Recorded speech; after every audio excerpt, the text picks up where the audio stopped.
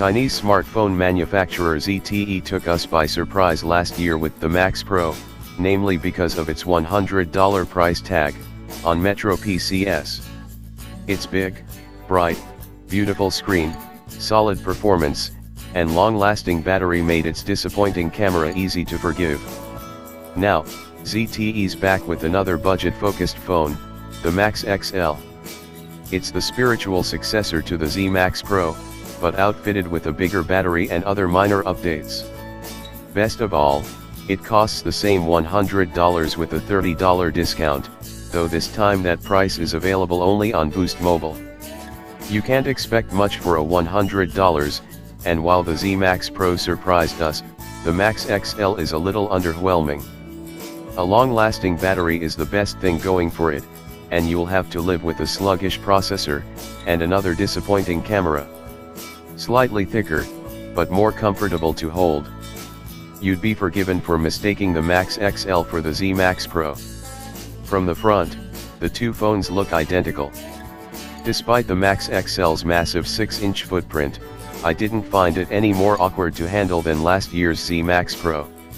Admittedly, one-handed use is pretty much impossible. You're forced to shimmy up the Max XL's edges to reach the top. But considering the generous amount of real estate afforded, it's a price to pay for fans of large-screen phones. The Max XL's giant screen is shielded by curved Gorilla Glass. The edges are ever so slightly raised above the Max XL display, and contoured around the phone's four edges. We're big fans of the execution. Here the sloping glass feels and looks just as good, if not better, as it does on the Z Max Pro.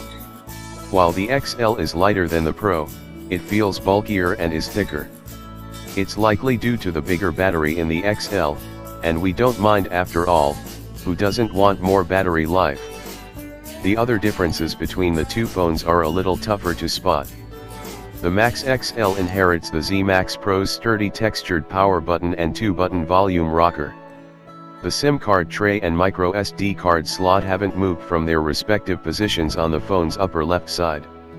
The XL retains a 3.5mm audio jack and a USB Type-C port, which is more than can be said for some budget phones. On the back, the Max XL's rear camera, a perfect circle, sits above a single LED flash. The embedded fingerprint, positioned below the flash, has a sloping edge that's not as harsh on skin as the Z Max Pro sensor's sharp edges.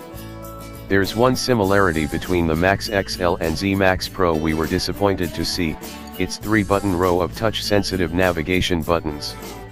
They don't have any distinguishable icons to remind you which is the back button, and which is the recent apps button, and worst of all, they're sometimes unresponsive. Another miss is the Max XL's lack of a